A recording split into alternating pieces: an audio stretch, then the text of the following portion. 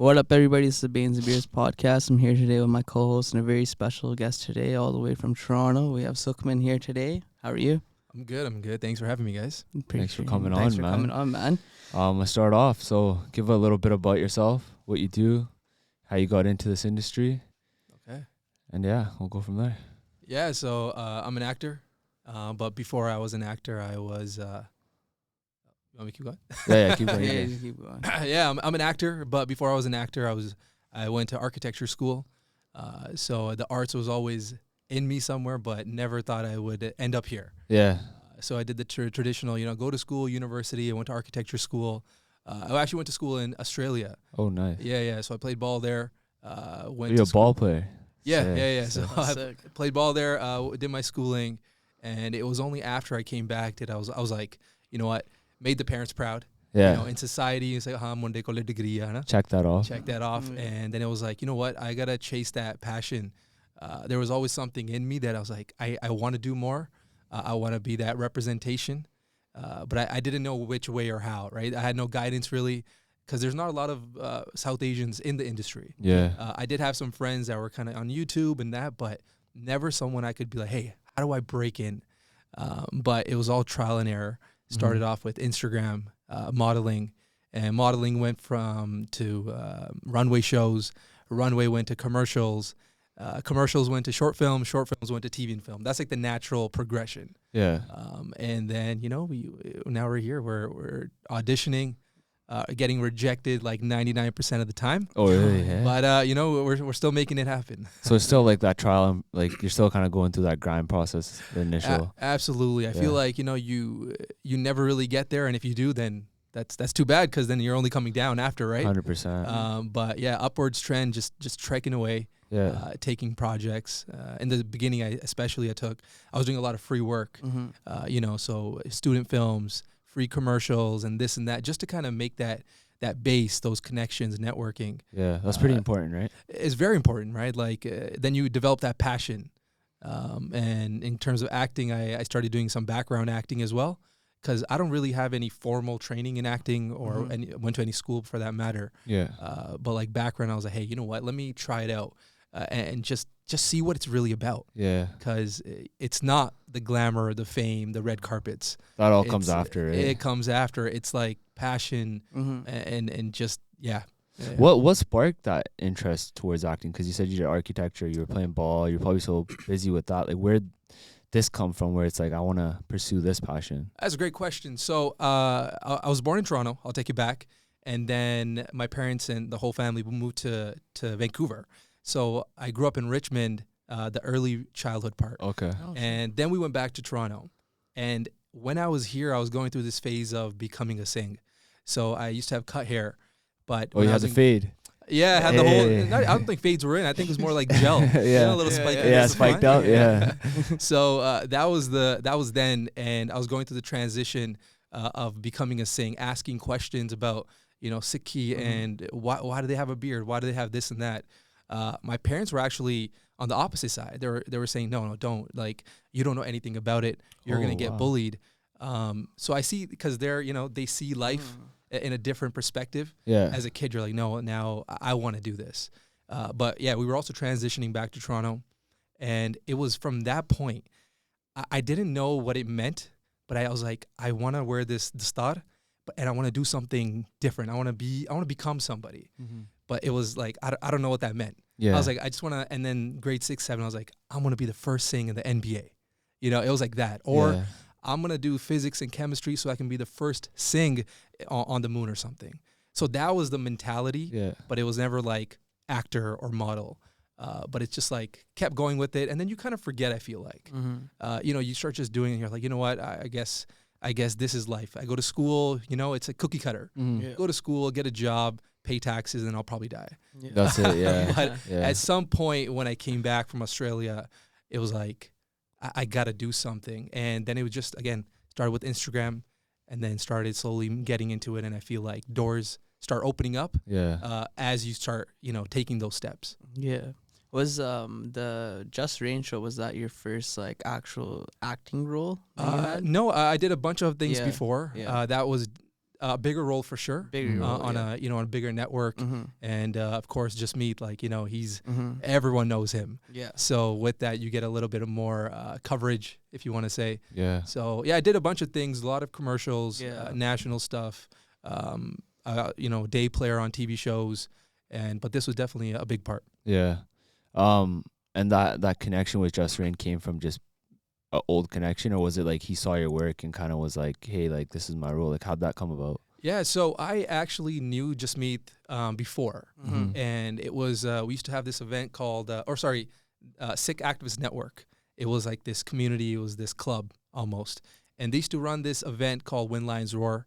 I don't know if you guys It heard was of like it. B Magic, Yes. Noise, Buggy. Fateh, Yeah, everyone, yeah. Humble, Lily, I remember Rupi, that. Jagmeet, like you Yeah, name it, yeah. everyone was there. Yeah. So I was part of that circle, but not as an artist, more of a just volunteer and just like a friend. Yeah. But I wasn't an actor. So when I was actually auditioning for the show, Just Me didn't even know I was auditioning. Oh, He didn't know I was an Yeah. actor. So I did my agent. Actually, I didn't have an agent when that came to me. Yeah. It was weird because I just left my old agent and I was in this like freelance kind of mode. Free agent. Free agent, right? Yeah. Like trying to find the next one. Yeah. And one of my friends, and I think you guys know him as well, Abu Bakr Khan. Oh yeah. Oh, yeah. Yeah. Shout So out, man. he actually went. He sent me this the call at casting. Mhm. He's like, they're auditioning for the show. If your agent didn't give it to you, like, and I was like, dude, what, like divine timing? Yeah. Like I don't have an agent, so I didn't see that casting. And then that he sent it to me. I auditioned 1, 2, 3 auditions later. I ended up landing it. And but yeah, You killed the role though. Oh, thanks, man. Yeah. That's that was. dope. This, How this- was the show experience overall for you? It was great. It Yeah. was great. Usually when I'm on set, I am like the only brown kid. Mhm. You're like the golden token brown boy. Yeah. Yeah. But on this show, it was, the main cast is South Asian, Mhm. and there's a different feeling, familiarity, the family feel that you're talking about, topics that we experience. You can relate to. We can relate to with parents and relationships or whatever it may be. So it was a great experience. A lot of times we think, oh, desi karte hai Punjabi, and they cut corners. Yeah. You might think of, maybe Punjabi shows, films, and it's, Mhm. they just, Subpar. Yeah. get favors done. Yeah. But obviously in this industry, on this side, it's not that. It's very like, Cutthroat.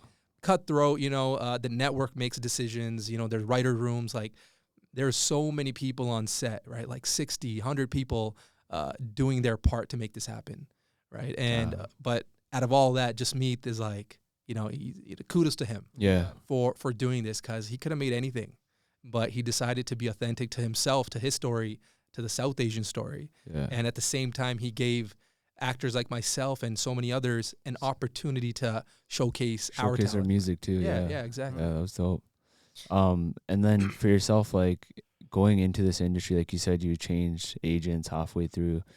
Let's go into a little bit about that. Like, how is it for you as a South Asian trying to get into that industry?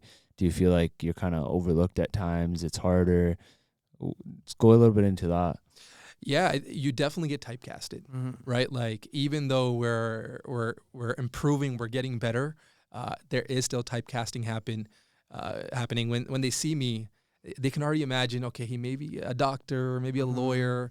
Even though like, you see Suits or you see Grey's Anatomy, like I still haven't seen a proper Punjabi or Indian South Asian character. Yeah. Even though we're always labeled as the doctors, engineers, lawyers, kind of the cab drivers and Cab the drivers random and all that. candidates. Yeah. So in that regards, it is getting better.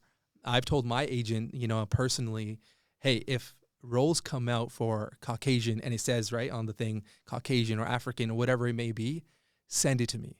They might not be looking for me, but let me audition, because two things are it's actually more work for me to audition. Yeah. But secondly, there may be a chance, because they might have an idea of a character they want, but when they see me, and they might be like, hey, this guy, he might not work for that character, but we know this other character. Yeah. Or they might be like, you know what, he actually works. Let's take him on. So I had that relationship with my agent to telling them, hey, put me out there more, because I want to, we're all here to change the game, break barriers, change the landscape.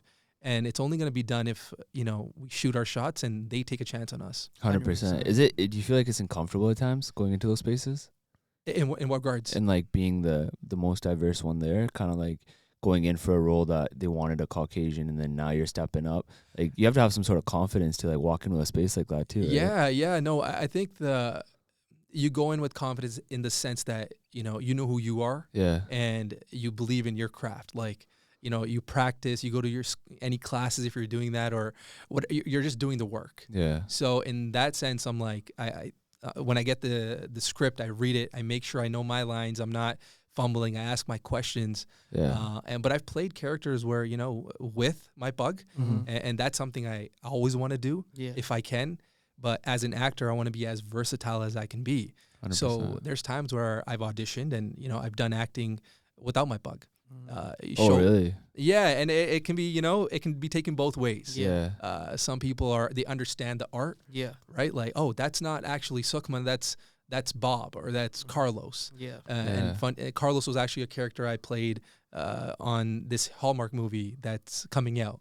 Oh, dope. So, and he wasn't even Indian, and I wasn't wearing a bug. Yeah. Now, again, people might think of it as he's like, he's a traitor. He's, he's not representing. Yeah, there's that side of things too. But you gotta, when you come back to it, it's like, no, that's not me. Like I don't do that, but this is who I really am, and this is I wear the star. But as a craft, that's something I'll continue doing. Because even like in Justin's show, like he kind of showcased that side of things where like sometimes when you're going to work with someone, they kind of have that agenda of wanting to showcase that diversity. Yeah. Like he had that part in the show where like like he'd be going to auditions and like they'd be like that's what I was playing the ask, typical like, tabla role or like do you ever feel like, because nowadays like it's so like 2024, right? Like you know what I mean, so it's like they're trying to like, does you ever feel like they're ever trying to like fit like a quota or something, like to have like a a diverse group of people for like say like a commercial or say something like that? Do you ever get that feeling as well? 100%. Yeah. And I'll take it every single day. Yeah.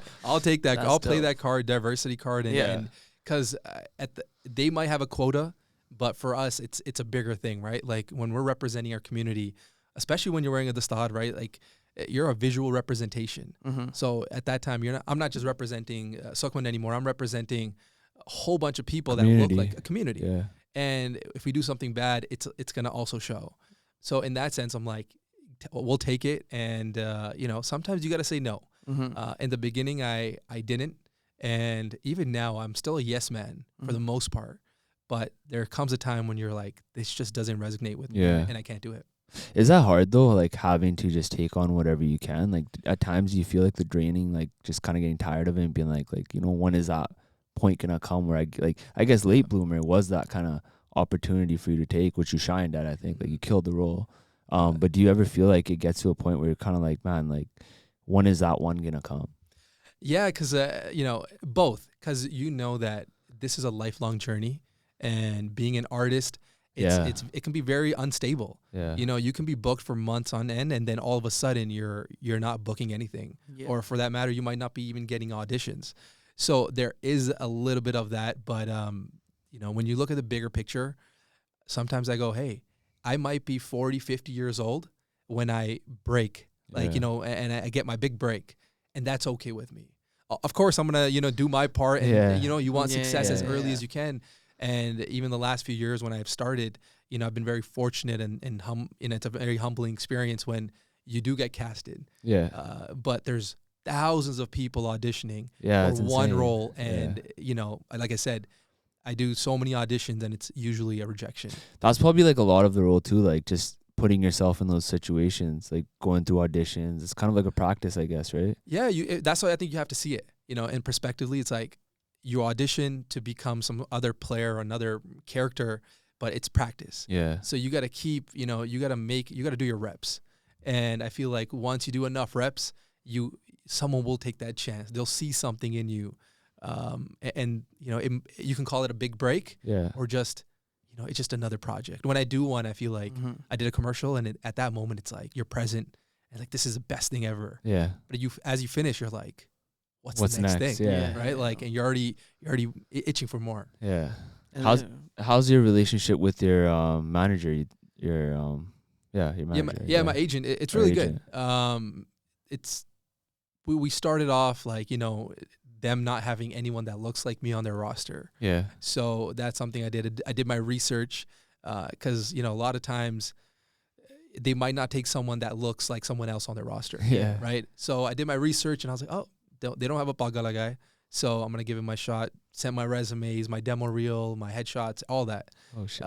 And then, you know, you take some meetings and you find the person that's going to, you know, do you good. Yeah. They'll actually pay attention to you. They'll listen, you know, when you have to. And yeah, you want a good relationship with your 100%. I think that'd be important, right? Mm-hmm. Yeah.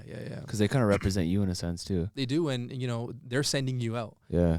And if you're also not at that level, then you know there might not, like most people don't get it's hard to get an agent. Oh, is it? Yeah, because again, there's so many people. Yeah. So many people trying to get into this industry, when the percentage of people that actually make it is like slim to none. Yeah. And any, I think, smart person would walk away. Yeah. You know, walk away when you see the percentage of people that might book something. So Yeah. That's wild. That's crazy. Yeah. And you've done like a lot of pretty like global commercials as well. Like how was that like process and like working with in like commercials compared to working in shows? Like do you have a preference of what you like to do? yeah, so it started off with commercials from like the modeling side, Mm-hmm. and commercials are really short. Yeah. You know, it's great, pays great, but you know, you're only there for a limited time, and you're playing a character for a limited time, and sometimes not even a character. It's just like, you know, a bank ad, you know, and you're just a regular person and whatever it may be. Yeah. But TV and film that's my goal, and that's where, you know, I want to live in. I feel like that you get to embody someone else. Yeah. You know, you get to be, and it's always fun because you go on set and some days you're a police officer or a paramedic.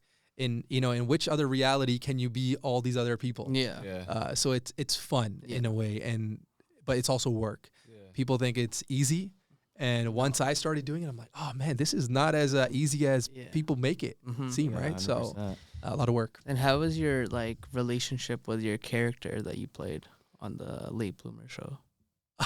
My relationship is, you know, you draw inspiration from people from the internet. and all Typical that. days. He's out there promoting real estate. Right? So you take all that in. You know, I feel like that's not me. I'm not that character. He's definitely out there and a little oblivious. Few of those guys. But the character was really, he actually has love. He has love. Mm-hmm. He's just a little oblivious. And, you know, he gets those brownie points from the parents. Yeah. And I feel like that's something people don't like. Yeah. You know, and you'll see that in the show. Yeah. But otherwise, I feel like he is a good guy deep down. Yeah. But it just doesn't always come across that way. It seems like he's boasting about his successes. Mm-hmm. Yeah. And then, you know, his Just Breathe on the show is everything Just Meet is not. Yeah. Yeah. And that's what the contrast was when we talked about it. Like, he's taller. He has a little bit more muscles. He's, you know, better beard, whatever it may be. He's just everything in success-wise that Just Meet's not. Yeah. And then you'll see that arc of that character and Just Meet's character. But then you see also that breakdown in a point where like you see that even like it showed that you came from a broken family and like you had to work your way up, and then that kind of showed like the softer side of you compared to how they started off with what they showed, right? Yeah, and that's something you just, you know, in that he does talk about it when he gives that speech. Yeah. Talking about the dad and the mom. But sometimes, you know, that's just written in a character description, but it's never really talked about on a show. So you got to figure out ways to kind of express that without spoon feeding the audience. Yeah. Yeah.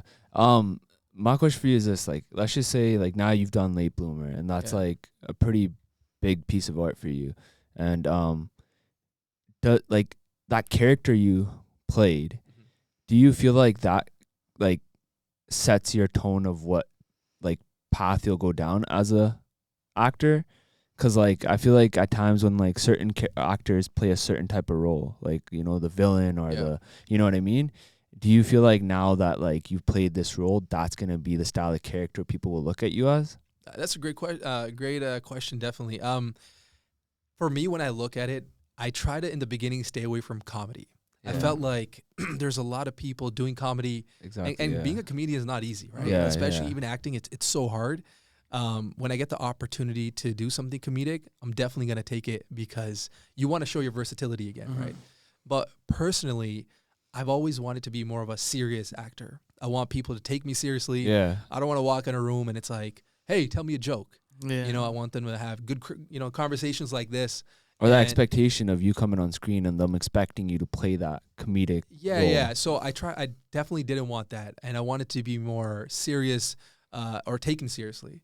So Yeah. the roles I see myself, or the roles I feel like we need for South Asians, or especially someone with a Yeah, podcast, 100%. like badass roles. Yeah. That's where that's what I want. That would change that Yeah. typical, That you know, stereotype. stereotype. And I've said it before so many times to friends and whatever else, but you know, like I want to see a Jack Singh playing as a cop or in the army Yeah. or whatever, and like kicking ass. Yeah. Yeah. You know, and sometimes because we look a certain way, it's like, no, he can't swear. He's not allowed to do this, and this. Yeah.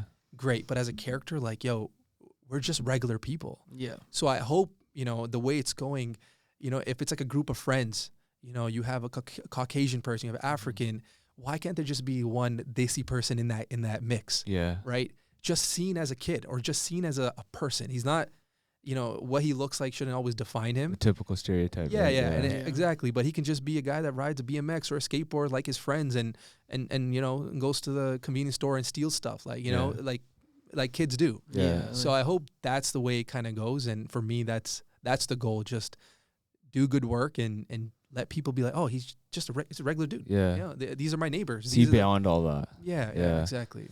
Is there anywhere where you draw a line as an actor on what you would do? I guess there's some controversial things. Yeah, because if we get into that, then it's like the whole thing. Because, right? Yes, definitely that. Yeah. I would, if something like that were to happen, I'd definitely get like a double or something, you know, stand in to do that kind of work. Yeah. Because Yeah. you know what he's dealing with. Have you felt that? Yeah, you definitely, like when you wear the style, you definitely, you know, you're held at a higher regard. Yeah. Right. Like it's just, that's what it is. Yeah. And you knowingly, you gotta accept it. And personally, you know, I'm all about it. You know, I might not be the best Sikh out there, definitely not. But it's like, as long as we're trying to be better, I feel like that's the right thing. It's not always about the exterior facade. Yeah. It's about what's on the inside. Because there's a lot of good people out there 100%. that don't look the part. Yeah. And there's people that look the part that aren't really good. Yeah. So, yeah. I think it's dope how you had a haircut and you transformed into Sikhi. Like, how was, like, you want to go in a little more detail on that journey? Yeah, absolutely. So, you know, when I feel like you become the people that you hang around with, right? You know, they say sangat, like the type of sangat you have is what's going to influence you.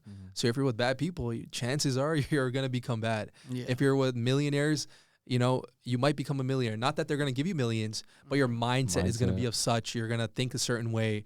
You'll make those connections. So when I was here, we started going to like Sangat. And that's literally what happened. As we started going, you know, I started seeing more and more kids with like Jude. And I was like, yo, why do they have that? Why don't I have it? Yeah. And then just questioning. And it was that. And then I saw this movie called Amar Khalsa. And it was about a movie like there's sings and things are happening. You can see them chopping off kids and putting them around their mothers' necks. And I was like, why? Why are they doing that? You know, and they're throwing babies up, killing them with spears. Like they're trying to like eliminate, you know, the Sikhi. Yeah. And I was like, why are they doing that? And who are the good people? Who are the bad people? You know, and all that. And I was like, I want to be part of that. You know, that army. I want to be part of that. Yeah. And so that was my like kind of way into Sikhi. I started questioning and saw that movie, and I was like, okay, I want to be like that. Want to know more. And then from there, I was like, I want to represent, not knowing what that meant really. Yeah. But I was like, again, I want to become an NBA player. Yeah. That'd be sick, eh? First thing to make it to the NBA. Right. We haven't had one, Soon. right? There's one It's kid, good, one kid out. He's in Seattle right now. He's from here. He's pretty good. He's playing for some prep team. I think he's ranked or something. It's not bad. Would you take on a Punjabi movie? Yeah, Yeah. absolutely. I think when I was first starting off, I was like, I want to do Punjabi movies. That's where I want to be because that's our people, and you know, my mom, my dad, they'll be watching my chache tai and they'll be so proud. Yeah. And you know, over the course of years, there's been some offers, and you know, and I was close to doing some movies, even like a Bollywood movie, but they just A Bollywood movie. yeah, I got a chance to be part of a film called Battle of Saragari with Randeep Hooda. Oh, And okay. the movie just unfortunately never saw day of light. You know, he even transformed himself into like a sing for I think 2 to 3 years. He didn't take any roles on, but it was Rajkumar Santoshi, the director.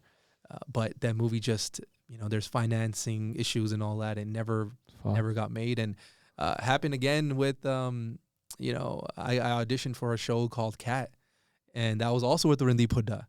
And Cat, is that on Netflix? Netflix. Yeah, Oh, so shit. I had an audition or a few auditions for that show, but just never got it. They went with someone else, and well, that person at the end, he didn't even have a bug, but I think it was Randeep Huda's brother in the show. Yeah, it didn't work out, but I mean, they auditioned me a lot, and it was talking contracts and all that, the flights and the timing, but never ended up happening. So I had a lot of heartbreaks. Yeah. Even with some other film stuff, a lot of heartbreaks. Even Punjabi movie 1-2 stuff just never happened. And you know, there's so many times when I was working, I was like, I'm gonna quit my job, and I told my manager, hey, either you give me like 3 months off, or I'm gonna quit because, you know, there's things happening. Yeah. And you get so excited, and you know your life's about the trajectory of success is gonna be so different. Yeah. If once I land these roles, or once this movie's made, or the show doesn't happen, and then you learn that, you know what, no expectations. Yeah. Do the grind, do the auditions, forget about it. Yeah. Sometimes you get really involved, and you get really like, oh, all you do is think about it. When's my agent gonna call me? When's it, you know? But you holy, you go, you know what? Patience, and just time. Whenever it's your time, it's gonna be your time. Yeah. And you let it go. What's been the hardest part for you throughout this journey? I think that just you know, and I've come to peace with it. Like, it's gonna happen when it's gonna happen. I gotta put my head down. I gotta be the best version of myself and let the art speak, right? And yeah, just keep putting the reps in. But it's the downfall when, you know, you land something and it doesn't go through, or it's almost about to be made, and you're like, oh man, like, you know what? Things are gonna change. Yeah. I'm gonna give my mom this. I'm gonna give my dad this, and then it's like, oh, not yet. Yeah. It's just not your time. I guess it's like a lifelong journey too, because you're always trying to figure yourself out so you can play a better character. And absolutely. And I think with time, like, you know, you're gonna be like, you can't be playing high school kids now, so it's gonna be different. Then, you know, when I'm older in 2030, it's gonna be more dad roles, or so. Yeah, it definitely comes with time. So you've thought that far, eh? Like, yeah, because it's like you want to be ready. Yeah. You know, I want to be ready to play any type of role. So I'll often see myself like when I'm watching TV. I'll stop the show or the movie, and I'm like, why did he or she do that? Then I'll be like practicing, you know, right as I'm sitting watching the movie. I'm like, yo, Danny, he was like stuttering. I'm like, why did he do that? Yeah. And there's always a reason. You know, there's choices made by an actor, and that's what it's just. Films are about conflicts and the choices the actor makes. You know, when you see a script, it doesn't always say, you know, move your right arm and slap this person. It doesn't say all that. It gives you the lines, so you can say the lines fast. You can break them up. You can add a little bit of your own spin, depending on direction and the writing, if they give you that freedom. But, you know, there's so much you can do, and yeah. Oh, wow. So you kind of like are given the role and kind of or the lines or whatever, and then you kind of got to figure out how to. Yeah, any type of show, even Late Bloomers, there's so many things where it was just improvised, right? We do have the script that we abide by, right? And sometimes it's like, this is what the message we're trying to get across. If there's different lines coming in, or you do something different, it's okay. Yeah. Obviously, you got to get the go ahead from the director, and they're like, great, because the network has to approve. Yeah. But because you're speaking as a character, you know, in that show especially, because it's like things I wouldn't do, but Jaspreet would do. Yeah, he might move a certain way. He might talk a certain way. Yeah, and he might say other things like at the end of that whole scene, you know, he's like, you know, he gives him props and he does some weird thing. Yeah. You know, like that wasn't written. You know, really? that whole line, that whole little end wasn't even written like, hey, champ. No, it's just, it was supposed to be, he leaves. Yeah. But then you just add it because I felt that's the choice that Jaspreet would make. He would do something like that because he's not hip and cool really, but he wants to be hip and cool. Yeah. You know, so. That's dope. That's pretty cool. Yeah. Have you ever had any like hardship times like during like auditions or like on set, like with like, because it's a very like kind of cutthroat industry in a way, like you know, you hear like things like, you know, people are like very like ruthless almost, like, you know, the directors and things like that. Have you ever had any of those experiences, really? So far, I've been pretty fortunate. Nothing too crazy. I've seen some stuff on set where I'm like, damn, like I would never be that. Like, for instance, we were shooting a commercial for Hershey, and you know, we had our trailers that were outside, and it was kind of cold, but not crazy cold. And the walk from set to the trailer was maybe like a minute, 2 minutes max.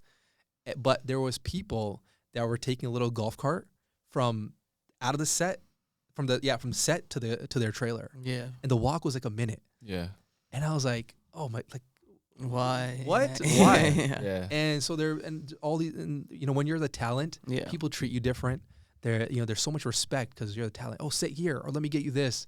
But like, you know, from where I come from, it's, you know, you got to be humble. You want to, and my mom's always like, as fast as it comes, it can go away just as fast, twice as fast, actually. So, you know, don't be taking advantage. And again, when you're wearing the slot, especially, you want to represent to the best of your ability. You know, you want to go there and be like, damn, we met this guy. He was really nice. Yeah. You know, he wasn't like, give me this, give me that. He was just like kind of going with the flow. He was chill, he was relaxed, but he was good at what he was supposed to hear, like what he was here to do. Yeah, because I feel like working with some actors could probably be tough too, right? 'Cause a lot of them have egos and like, think they're the shit. Yeah. I mean, like, there was I was on set for Suits, and this is like I was. It was like Suits. The show Suits. Shit. And that's so I got to see Harvey in his element. Yeah. And this is when I was kind of starting off, and I was doing a little bit of background, and you know, I get like a one word here and there, and I saw him acting, and I was like, and he forgot his lines. And I was like, what? Yeah. And he fumbled a little. He forgot his lines. And then the other actor, he was like, you know, he would say his lines again, or they just yell line. And then there's someone that, you know, speaks the line out, and then they'll go from there. Yeah. So when we see Harvey, he doesn't stutter. Yeah. He is alpha male to the core. Yeah. But then when I saw him on set, I was like, he's just a regular dude. Yeah. Right? So then I was starting off, I'm like, oh my God, like, they're just regular people. Yeah. They all make mistakes. Yeah. And I'm like, not that you want to. Yeah. But he's at a level where he can do whatever he wants. 100%. But it was so cool to see, like, you meet cool people on set. Absolutely. And those little things probably help build your confidence too, right? Yeah. Because like learning experience. It's definitely a learning experience. And I feel like people want to go from A to Z, or, you know, 0 to 100 real quick. But it's not that case, right? Like, people want that success, or they want to, you know, people ask me all the time, like, yo, connect me with your agent, or I want to be on a TV show or film. You know, I'm always humbled because I'm like, oh, sweet, like, we're connecting, and you think, you know, like, you feel like I'm doing something, and I'm like, yes. But at the same time, it's like, it's not that easy. Yeah. You know, you got to have the passion for it, because it can take a really long time. Can the business side of things get dirty in that industry? In what regards? In terms of like just contracts, and like, you know how like in the music industry, like you're working with certain industries, like they'll try to screw you over, put all these clauses, all this other stuff. Is it like, can it get like that? I think so. Maybe to a point. Nothing with me yet. Yeah. You know, I do my own contracts. My agent looks over it. There, obviously, as you get bigger, it's a little different. Yeah. You know, when you're on union, non-union sets, there are certain rules and regulations, and so there's like differences. And there's definitely that. Like, you know, I know Punjabi film industry, there's no real union. Yeah. Just kind of, can you imagine? Things happen. But on these sets, right? Like, if this person is supposed to move this water ball from here to here, that one person is gonna do that job. You know, like, there's so many people on set, and they're all doing their part. And it's crazy to see, because there's so many moving parts. Yeah. Whereas I feel like some other industries, you know, other film industries, it's not that. Yeah. But that's just how it is. Yeah. Yeah. You imagine like a board member of like Punjabis in the oh union. My, dude, they'd be beefing. They'd be like fighting over who's taking half the money and who's not. What was I gonna say? How important? You haven't gone to acting school, right? No. Do you think that is important? Is that something you would ever take on? I've done like 1, 2 improv classes. Yeah. But other than that, see, it's both. And this is just me being really honest. Acting classes are great. You know, you do learn things that you won't on set, or, you know, but for me, I'm like, I just want to do the work. And I feel like if I keep doing enough of it, I'm going to keep getting better. At the same time, I do have the desire to learn. So I've gone to like masterclass on, you know, that the app. Yeah, I think it's called Masterclass, And I've went through like Spike Lee, Samuel L. Jackson, like Nicole, like everyone's class, and start learning. You can learn off YouTube. Yeah. I started learning how to write screenplays. You know, me and a friend, I met a friend through all this, and I had ideas and we started writing. And the screenplay writing actually helped me become a better actor. So then when you start, like, yeah, you just need that passion. I feel like you keep learning and you want to get better and better and better. Acting classes are great. So if there's new actors out there, definitely do it. Because you will also meet other people in the industry. Yeah. And, you know, you never know who's going to make it big. And that you can help each other. You'll have other agents looking at, you know, they're auditing your class or whatever. So it is good. Yeah. But for me, I haven't done it yet, but I'm just gonna keep grinding. Is this like a thing where it's like you're kind of studying tape on your off time? Like yeah, absolutely. You know, I watch old films all the time, just to see what it's like. Like, you know, like I love Denzel Washington. I'm sure we all do. Yeah. His new stuff is great, but I started watching his old stuff, you know, and I was like, oh man, it's crazy. Yeah. You know, and stories make the world go round, right? Yeah. Like we all love a story. If you're trying to sell something, if you put a story behind it, there's better chances you'll make that sale. Yeah. Because you know you're playing on people's heartstrings and sympathy and all that kind of stuff. So are you pretty like well, I guess you said you kind of take what you get, but like are you involved, like if let's say somebody comes to you with a role in advertisement, do you really go into detail on what it is before you accept it? Now more so. Yeah. Before I was just let's go. Let's go. Boom, let's go. Yeah. We'll talk about it after. Yeah. Now I do. I'll ask questions if I can. Sometimes they don't give you all the, you know, they don't give you everything. Yeah. Even when you're auditioning, they'll give you a little piece of the script. Yeah. But you don't know the rest of it. You know, it could be something totally against what I'm doing. Yeah. Sometimes you find that out a little bit later.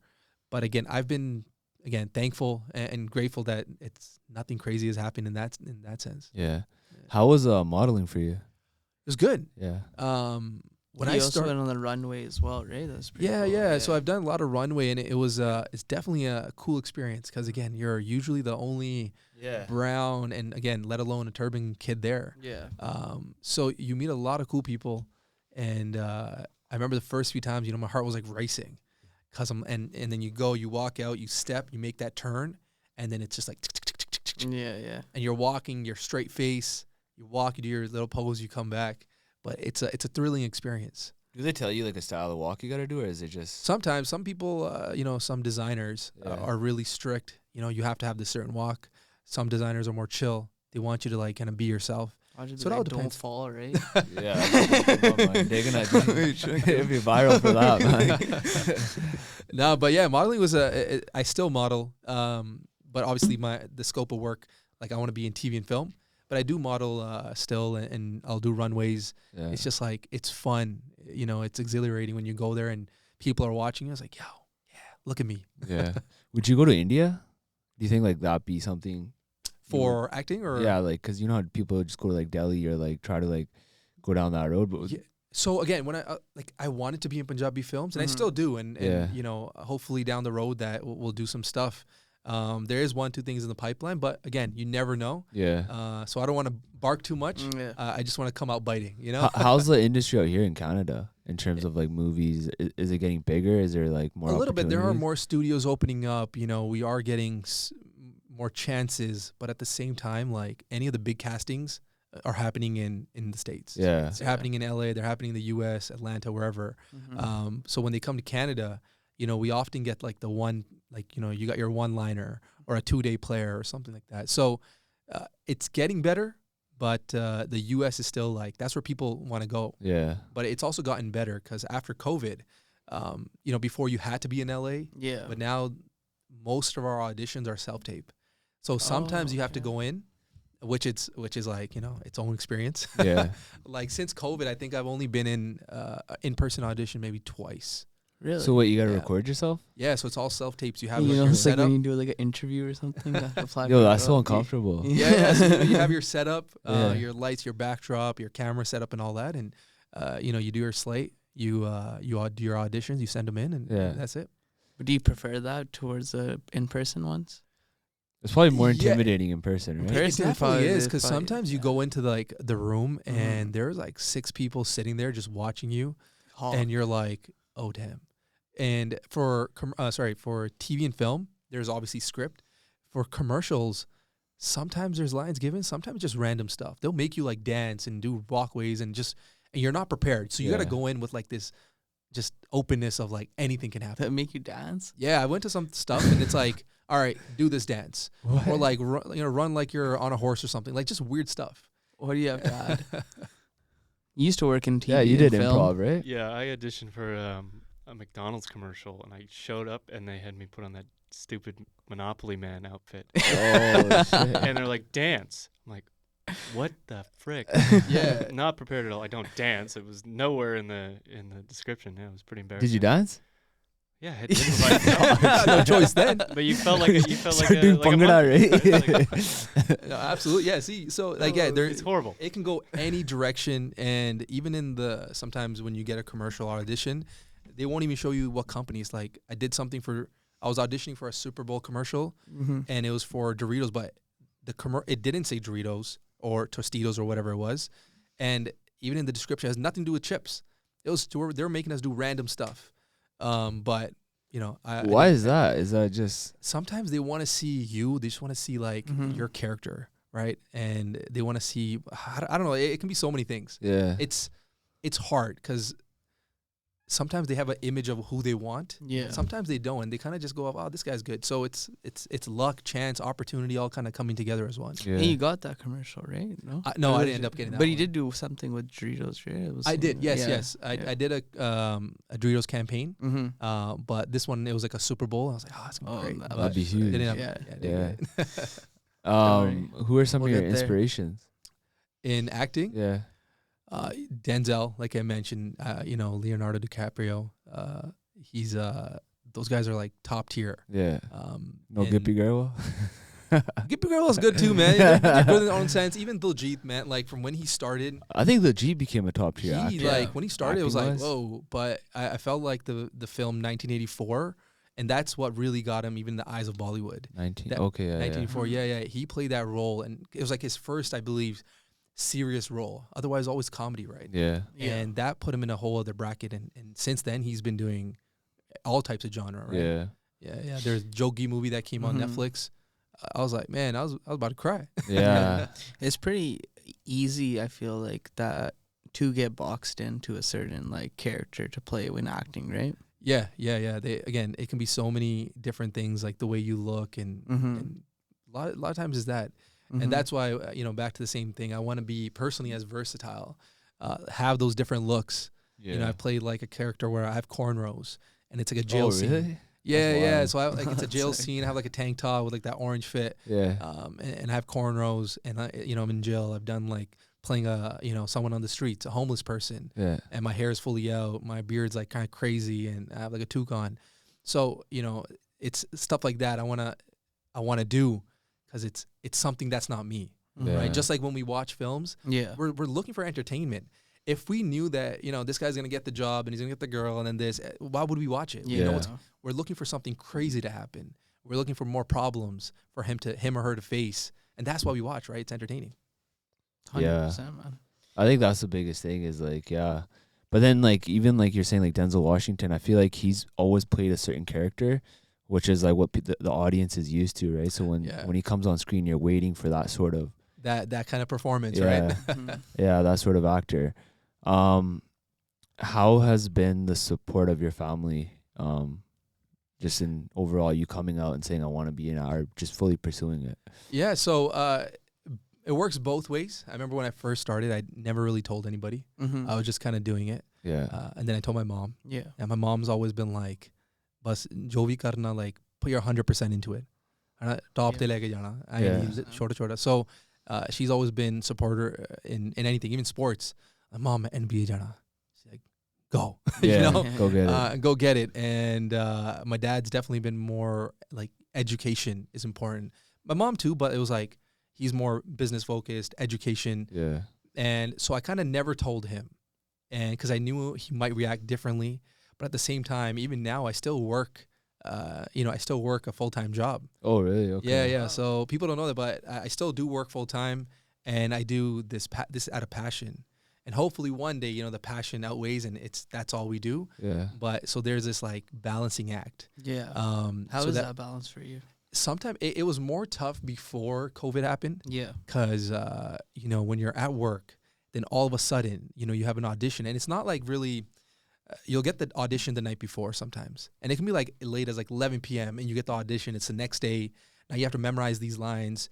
And that was in person. Yeah. So then, I didn't work in downtown Toronto, but that's where the casting happens. So then I would go to work, figure out some way to like, oh, I'm having a meeting here, or I'm going to go for lunch, or whatever it may be. Leave my job, go to my car, change, then whip it down to Toronto, hoping I get parking, and it doesn't, it's right there. Yeah. Hoping when I get to the actual like casting, everything's on time. Like they're not behind schedule. Yeah. I get in, I get out, I get in my car. Hopefully I don't hit traffic, go back to work, change in the car, and then go, just act like nothing has happened. So there was a thrill in that. Yeah. But at the time you're like, oh my God. Yeah, what are you going like, on? Yeah. man, I hope I don't get in trouble. Yeah. But then you're like, this is fun. Yeah. And it's happened so many times. I'm like, sometimes I'm doing a role where there's no pug, but I wore a pug that day, and I'm like, damn, okay, I'm going to take my pug off, do this, go to the bathroom downstairs, tie my pug, go back to work. But you know what? Now I look back, I'm like, yo, that was all worth it. It was worth it. It was so much fun in that, when I look back at it now. Yeah. But since COVID, it's made it a little bit easier because of self-tapes. Yeah. Out of all your work so far, which has been your favorite? Late Bloomer. Yeah. I think Late Bloomer it's like the most recent, and it's so different. And again, seeing Just Meet come back after 5 years, I feel like everyone was waiting for him. How was it working with him? Oh, he's great, man. Yeah. Like he's doing so much because he was part of the writing.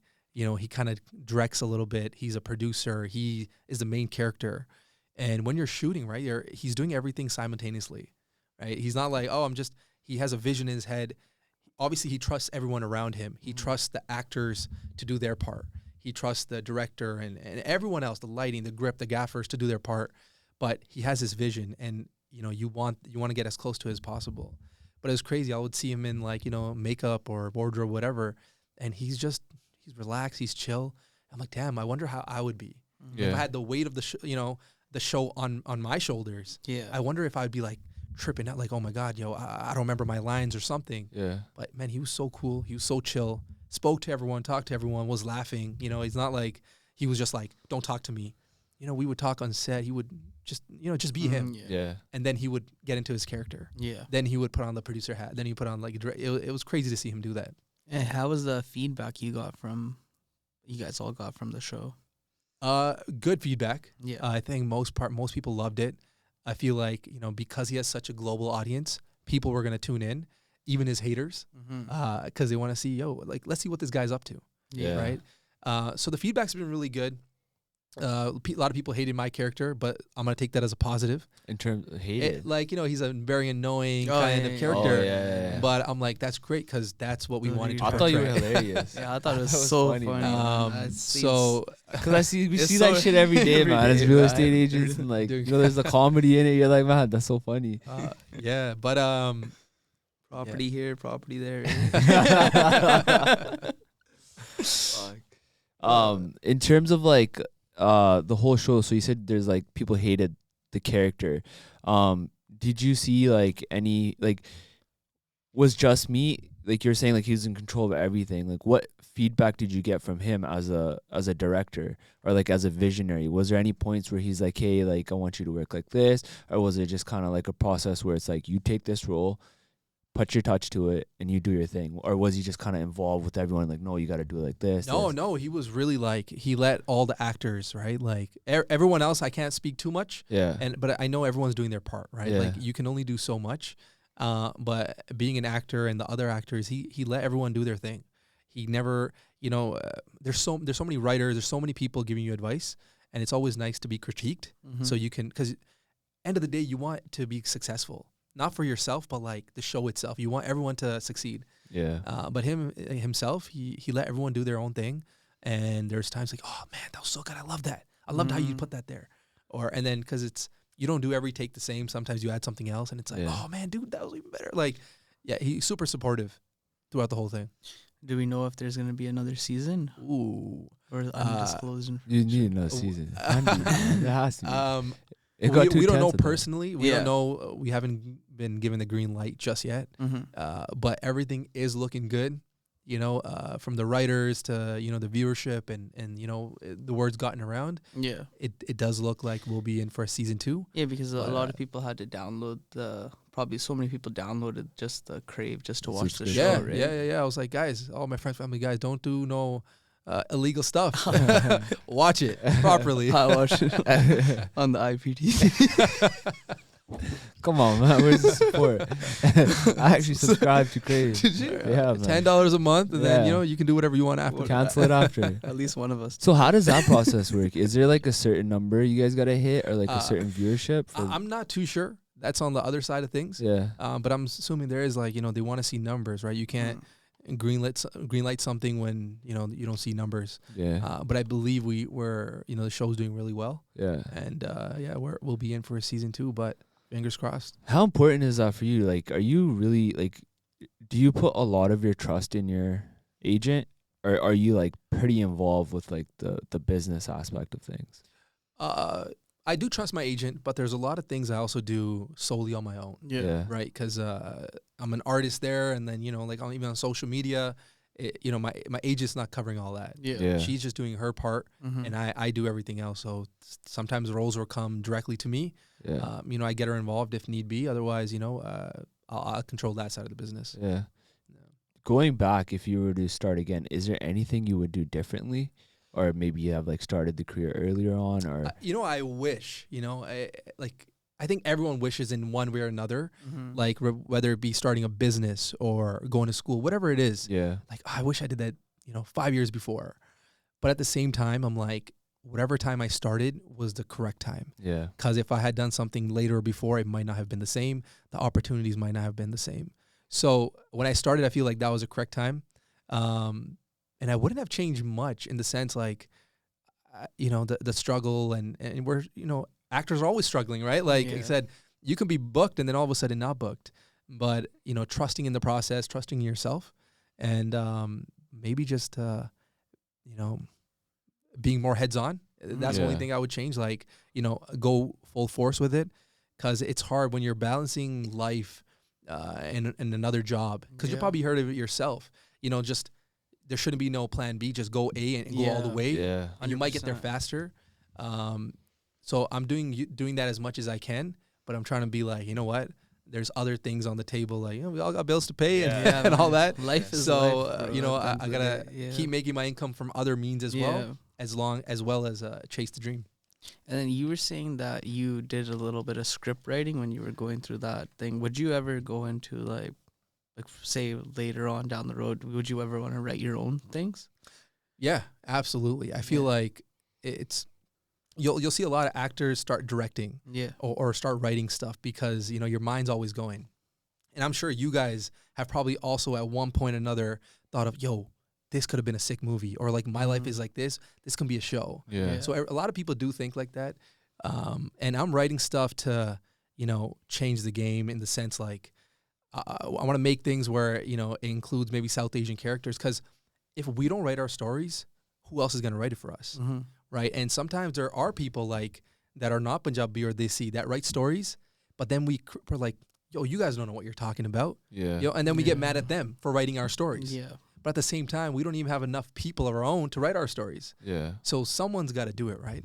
Do you think that's hard though? Because like when you create a South Asian show, you're kind of telling a story to your people, right?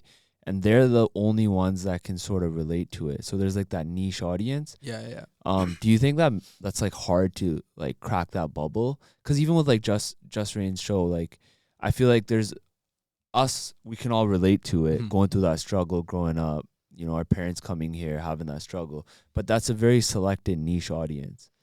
Like how would you push that outside of that bubble? So I guess if you look at it another way, there are a lot of people that want to become YouTubers, or if you look at that, him trying to become something outside of the typical careers or what his parents want him to do, I feel like a lot of people can connect to that.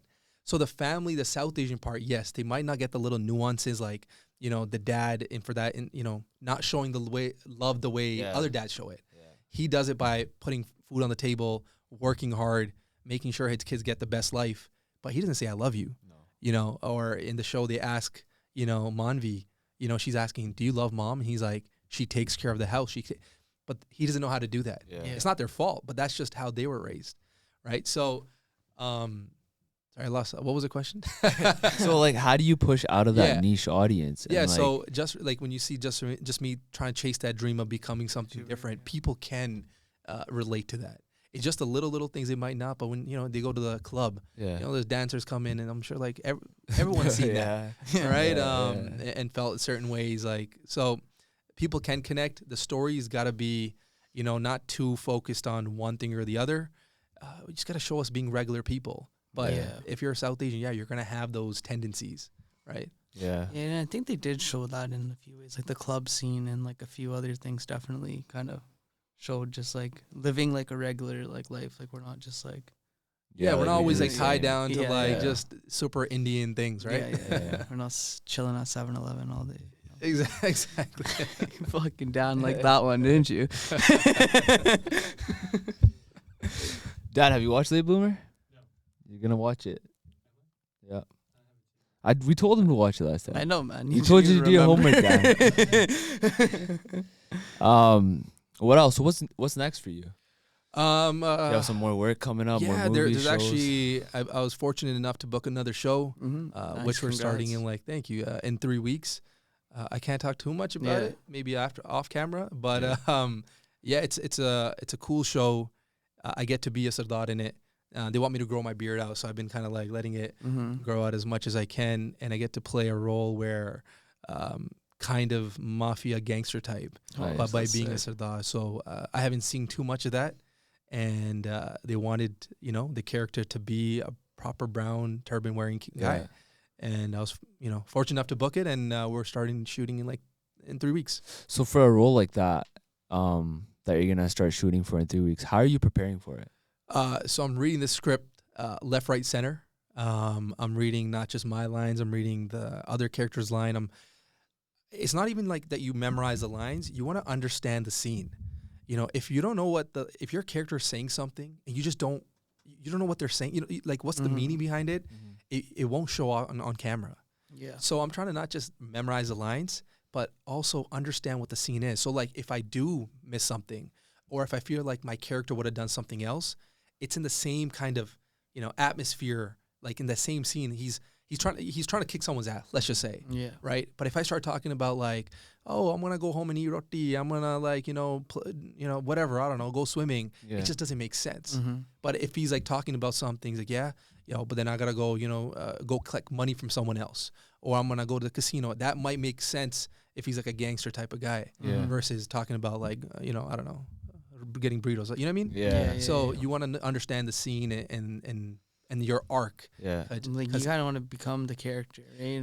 Yeah. So I'm trying to figure out ways like I speak like this, right? My English is this way. Yeah. But for this character, I'm thinking, because he comes from, that type of backing, and the description I've gotten, and after talking to the director and all that, he's gonna have his English isn't gonna be so proper. It might have that slang touch to it. And there's other stuff that I might add, the way he walks, the way he look, he's always looking over his shoulder, right? Like stuff like that. I've been, cause he doesn't trust people all so much. So he's always looking over his shoulder. Those like little things add up, right? The little things, the way the eye goes, the way the hand moves, he's always, so yeah. So are you able to like have those conversations with the director and like kind of like ask him like, like what is your vision? What do you want? What do you want as a role? What do you want from me? Is that conversation open, or is it like, here's a script, this is what I want you to play, this is like the broader version of what I want you to do, and you go to work? So in the audition process, they might give you like maybe try this. They might give you a little note, but you usually don't ask much questions there, right? Many questions. Once you get the role, then they've hired you out of hundreds of people, so they trust you. Yeah. And then I feel like then the dialogue is open. You can ask the director Obviously, if it's like, Steven Spielberg, I don't know, you might get a chance. I don't know, right? Yeah. That's But wild. if you're on his set, you must be doing something right. Yeah. Yeah. But then there's the writers, So if I was talking to the director, but I was also talking to the writers, because they're the people that know the character inside out. So like, this is what I'm thinking. Does this make sense? Or like you ask him, you know what? When he was growing up, what happened to because they have a full backstory. Mhm. Oh shit. Yeah, they'll write stuff or they'll have stuff in their head and like, so what, did he go to high school? Oh, he didn't. Okay, interesting. Because that might show something on screen, and you're not spoon feeding, so you're not saying, Yeah. "Yo, I didn't go to school." Mhm. It's just your actions, the choices you make, might be reflective of you not going to school.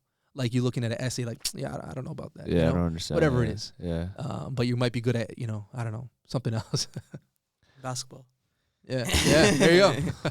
That's kind of hard though, eh? Like, has there ever been like instances where like you've gotten the contract, someone's gotten the role? Like, do you hear of that in the industry where like the director's like, okay, wait, you're not doing what I want, like you're out? Do you ever feel that pressure? Like, There it's like, is pressure, but I feel like you got to be prepared, and there's a little bit of fake it till you make it. I'm sure we've all heard of it. yeah, Is it true? Is it not? I don't know. Some people might take it the wrong way, but I feel like there's most people, they don't really know what they're doing. yeah, They just act like they know what they're doing. And I know people for a fact, even business wise, they're like, oh, we never ran into that problem, but they're like, hey, can you guys do this? Absolutely, we can do that for you. No problem. Then they go back and they reverse engineer and they're like, how do we get this done? yeah. How do we close this, $50,000 million deal? But we don't know what it. Then they do the other way. So I feel like even acting, Yeah. you got to come on like, you know what you're doing. Yeah. But then after, you got to make No, sure you I practice. agree with the fake it till you make it is a very Yeah. and that's in anything you do. It could be in business, it could be in acting, it could be in anything. Yeah. I noticed that when I was on set, when I was first starting off, I'm just like very like open book sometimes. And I'm like, yeah, this is my first gig. Or like, yeah. oh yeah, this is like, oh my God, this is so cool. And Mhm. and then what I've learned was as soon as you tell someone, hey, this is my first day on set, or they'll look, and if they're more experienced or a seasoned actor, they'll look at you and be like, I can't really get anything out of you. The rookie. Right? You're a rookie, like you don't know anything. Yeah. And they'll kind of dismiss you. Versus if it's still your first time and you come on like, you're not like all like, Like you've been here before. You've been here before. They'll treat you with different respect. There's more respect. And yeah. they don't know that you've done something or not, but you come in with that calm, collected, you know your line, you know what you're there to do. Yeah. They treat you differently, and it's Yeah. such a weird thing. I tell other people that, you don't have to go tell everyone it's your first gig because, they might not even help you out. Yeah. And we all got to help each other out, and that's the only way to make it. And then are you also connecting with other actors in that roles or in that movie, or is it like you're kind of just the day you show up on set here's It all everyone? depends. If sometimes you're on set more, like late bloomers, I was on set more, Yeah. so you actually get to talk to the actors and chill with them, hang out, and you become friends. Yeah. Commercials there, it's like a 1-2 day thing. You definitely become friends. And I feel like this is that type of job. If you work, I don't know, a regular corporate job, any job, you'll have like those friends in that like whatever setting, if you're law or whatever. Yeah. But I feel like in the entertainment, every time I'm on set, I'm meeting new people. Mhm. And it's such a cool thing because you don't know, there's so many different stories, so many different mediums of art, and you get to connect with these people that are like-minded. Mhm. So they think the same way. They understand your pain when you don't book something. They understand rejection and all that. Versus someone in another field, they might not get it. Yeah. They don't understand. They're like, "Why are You you guys doing can that? kinda I would quit." Yeah. Or so. So it's nice that way. That's dope, man. Your question? No, do you want to do the? I don't know. This could be Still got time. a white guy question, but at the beginning you were talking about becoming a sing. Okay. What does that mean? I thought that was like a last name or an. It is. It definitely is. So all like people from a Sikh faith, we all have the name Singh. The name Singh, it means lion, and it was used to eradicate the caste system. Right. So when the names we do have our last names, it shows what kind of caste you come from. So Singh was another way to kind of so everyone's equal. When I say Singh, I mean like a person that wears a turban, wears the crown. Right. So that's what I was referring to, like becoming a Singh, becoming a person that wears a crown. Ah. Yeah. It's kind of like I guess male, female, because Gore is for females, Female and then princess, yeah. males middle. It's like middle name Singh. Yeah. Yeah, we all have it. Like even now, I go Sukhman, like Singh, but Gill. You know, and sometimes like, oh, there's so many sings, so many chords. Yeah. So it's like, hey, if you use your last name, it might be easier to kind of help in that case. Right, yeah. Okay, cool. But a question for you guys, actually. Yeah. You know, what made you do this? I know you guys been killing it. But what made you kind of start this podcast and interviewing people, and like, what's the goal here? Take it. Honestly, I don't think we really had a goal in hindsight. Like, we didn't have a goal set. Like, it's like, you know, we want to go here. I mean, it's just like you have certain people like that inspire you, that you look up to, that you're like, one day I wish we can get to that level where you interview them. But I think like when me and him started, it was just it's a hobby. It was just a hobby. Like, we were always sitting down with people, you know, being sponges, trying to just asking questions, trying to get to know people, where they come from, their background, you know, people in the business world, acting world, whatever it was, music. And we're all just kind of like interested in knowing like people's story. So then I think when we started, it wasn't like, oh, like we want to make it to this level or that. It was just we enjoyed doing it. Yeah, it was just for fun. Like, we started off just like on an iPhone, like talking with each other, and that's basically where we. Yeah, I think the first time Chosen Khan came over. Chosen Khan, he came. I remember he came to our house and he talked to us about like. Because he was doing a podcast way back in the day. Yeah, I remember he came over and he kind of was like one of the first people that talked to us about it, and then we started doing it, and we kind of just, you know, we just went, and then the goal is just to get like, you know, guests who we're gonna enjoy talking to, enjoy having a conversation more than anything, right? It gets hard more though, than right? more than who the guest is, or more than anything like that. It's just like, as long as we can sit down and have a good conversation and get like something from it, that's what's like the most important thing. I think like people can relate, right? Like, there's a lot of people that we bring on that like, this is like, just in the community, people have questions, right? The hardest thing in this thing is like, I always tell them, is like, the day it starts feeling like a job, then it's like, you know, it's not really for us anymore, right?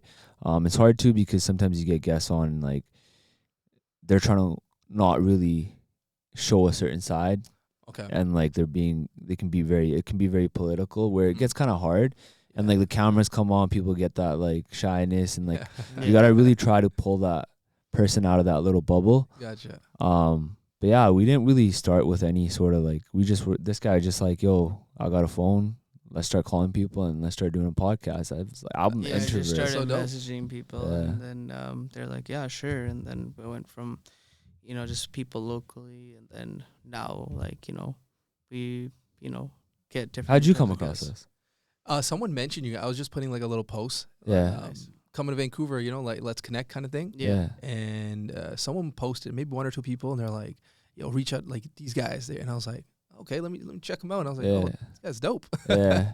You know, you guys are you have your podcast, and you're helping other people see, and like, hey, you know, maybe acting side, or a musician. Yeah. And there's kids, you can inspire people, and you're creating conversation, which I think is so important, because a lot of times people don't know, and on social media, or, you know, on screen, it's one person. It looks like they're this, but on the flip side, they might be something completely different. Yeah. So I think that's the biggest thing, is like, even with you going into the world of acting, like you're saying, you're representing a whole community of people.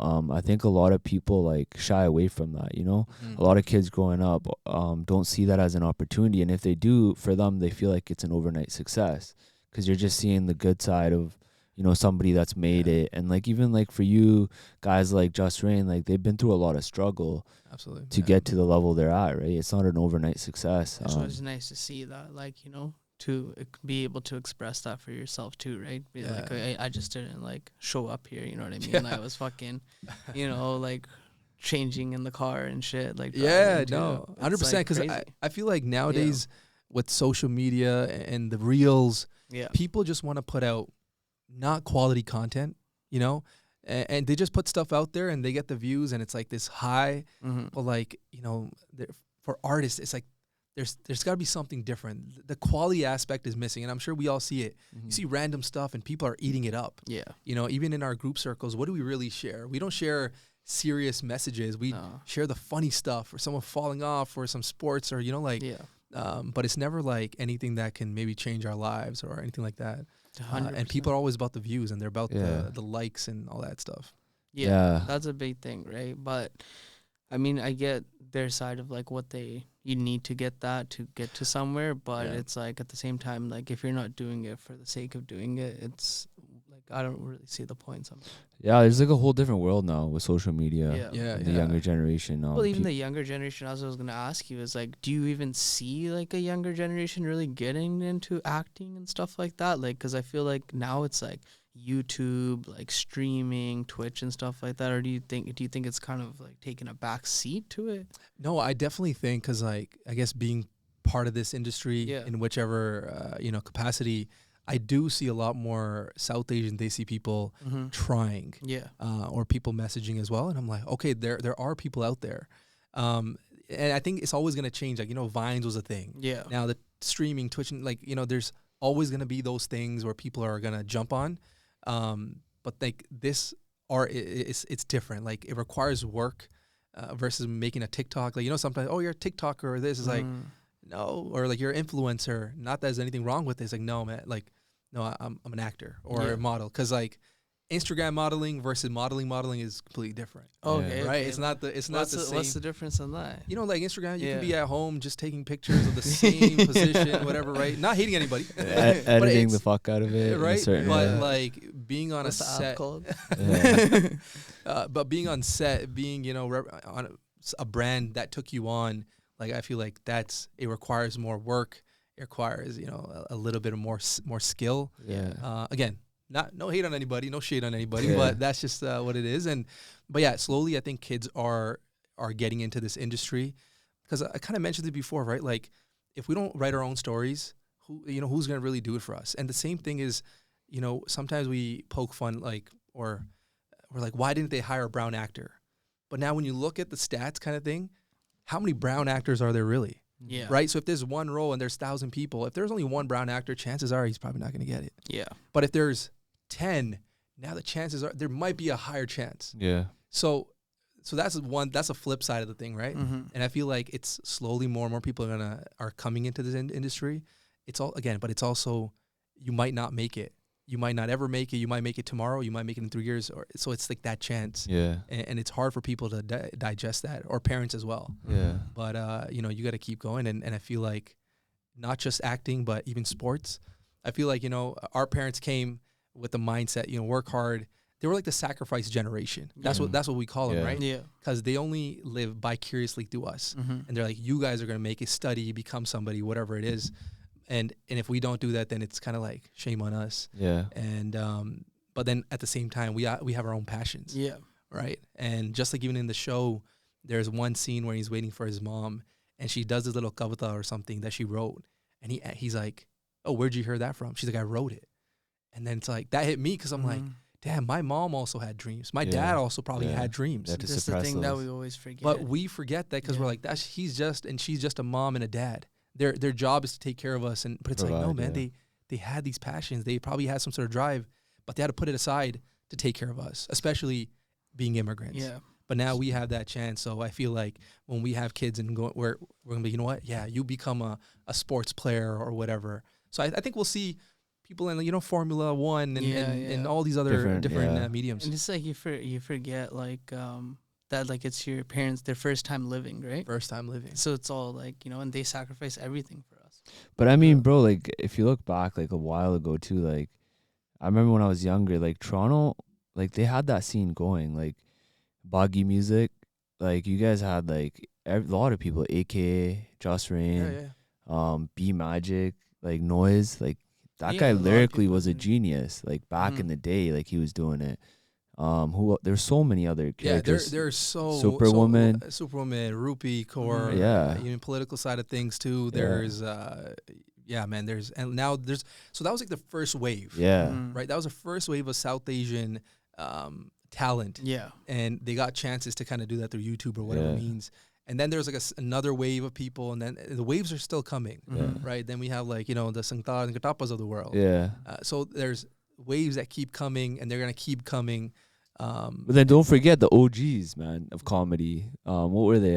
Fuck, I forgot their names, man. People in the community. Yeah. He was on the show too. Sachin. Oh, Sachin. Yeah, yes. that's my boy, man. Sachin's Shout out the Sachin, man. man. They I used was to- so Shout out happy when Sunny. I They saw used to that do those guy. comedy videos way back in the day, man, on YouTube. Yeah, and even they had a podcast before too. Yes, Yeah. yes, Yeah. they did. They Yeah, did. He's fucking hilarious, man. There was also So- Babu's brother, Harmon the Hater. Yeah. Yeah. If you guys remember that, Yeah. he was pretty OG too. Yeah. So Toronto had that Yeah. like going in a time where it was tough. And I always go back to this. Imagine that was in an era of social media.